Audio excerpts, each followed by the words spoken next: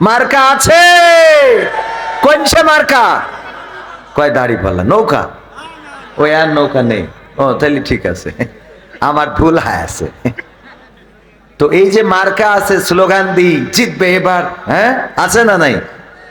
কত চিল্লাইলাম, নেতা তুমি এগিয়ে চলো, আমরা আছি তোমার সাথে। আমার নেতা ভয় নাই, রাজপথ ছাড়ি নাই। নেতা এখন দাদার দেশে, তুমি আছো কোন দেশে? ঠিক না বে ঠিক? রাজপথ ছাড়ো নাই, সে রাজপথেও তো আসে নাই, হেলিকপ্টারে কই চলে গেছে। রাজপথ ধরি থেকে লাভ কি? রাজপথে আসলি না তুই ধরে রাখবি, কথা কয় না। রাজপথে তো আসেই নাই, গিয়েছে কোন পথে? আকাশ পথে। সুতরাং রাজপথ ধরে থেকে লাভ নেই। বলা দরকার ছিল আমার নেত্রী ভয় নাই, আকাশ পথ ছাড়ি নাই। তা আকাশ পথ যে ছাড়বা না, উপরে তো উঠা লাগবে। এগারো মালাকুল মউত ছাড়া তো তোমাদের কবুল করার আর কোনো রাস্তা নেই, কথা কয় না। কিন্তু অনেকেই আছে এই কোরআনের সাথে দ্বন্দ্ব করে, এমন আছে না নাই? বর্তমানেও শুনছি অনেক জায়গায় কোরআনের মাহফিল, কোন নেতার নাম লেখাকে কেন্দ্র করে কোরআনের মাহফিল বন্ধ হয়। এটা আমরা প্রত্যাশা করি না, কারণ আমরা রক্ত দিয়েছি, জীবন দিয়েছি। আমার আবু সাইদ বুক পেতে দিয়ে প্রমাণ করে দিয়েছে আমরা রক্ত দিতে জানি, জীবন দিতে জানি।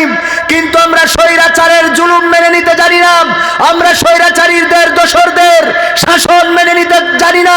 আমরা সুখী সমৃদ্ধশালী স্বাধীন সার্বভৌম বাংলাদেশের প্রত্যাশা করি। এই স্বাধীন দেশে কোরআনের কথা বলার অধিকার থাকবে না, এটা অন্তত মেনে নেওয়া যাবে।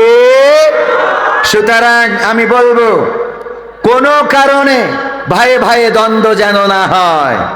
ভাইয়ে ভাইয়ে যদি দ্বন্দ্ব হয়, চট করে ঢুকে যাওয়ার ভয়টাও কিন্তু মনের মধ্যে রাখার দরকার আছে। কারণ আপনি দ্বন্দ্ব করতে করতে এর মধ্যে অনেক কিছু হয়ে যেতে পারে। পেয়েছেন বলেই মনে করেন না জিতে গিয়েছেন। জিত যেমন আছে, হারও তেমন থাকে, ঠিক না বে ঠিক? 25 বছর পরে এসেছিল 5 বছর, আবার গিয়ে 5 বছর পরে এসে 15 বছর। আবার মনে করেন না যে আসবে না। যদি আপনি অবহেলা করেন, ভুল করেন, তাহলে আবার জগদ্দল পাথর।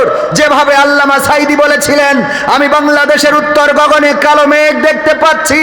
যদি সফলভাবে মোকাবেলা করতে ব্যর্থ হন, এমন গাঢ় কালো অন্ধকার রাত আসবে যার শুভে সাদিক হওয়া সম্ভব।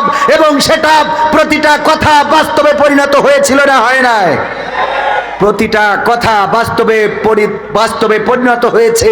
সুতরাং মাথায় রাখবেন, ভাইয়ে ভাইয়ে দ্বন্দ্ব করবেন, অন্যায় করবেন, জুলুম করবেন, চাঁদাবাজি করবেন, মানুষকে মারবেন, ধরবেন, অহংকার করবেন, চেয়ারের বড়াই করবেন, পাওয়ারের বড়াই করবেন। এই চেয়ার, এই পাওয়ার চিরদিন থাকবে না। যদি ন্যায়ের পথে থাকতে পারেন, রহমত আসবে কার? যদি অন্যায়ের পথে চলেন, গজব আসবে কার?